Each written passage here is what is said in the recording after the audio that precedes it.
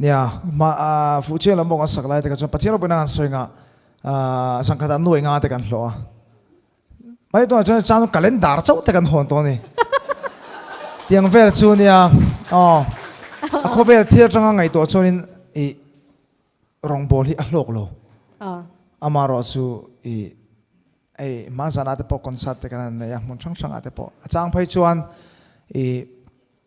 gospel sak don chon sai lo mero ti te kan to ka ni midang local artist ka sai mero sen tia khatarang khan hemi gospel love song in car lo za uziate hete ka chuak pha zela pathian ni mi tir zela maro chu heng soi sel le thil sang sang ka to hi chu pathian wanghenin tiang kala tur zela temela ka tur han tia khanin biligra hama chona tia ngoi hi pathian ina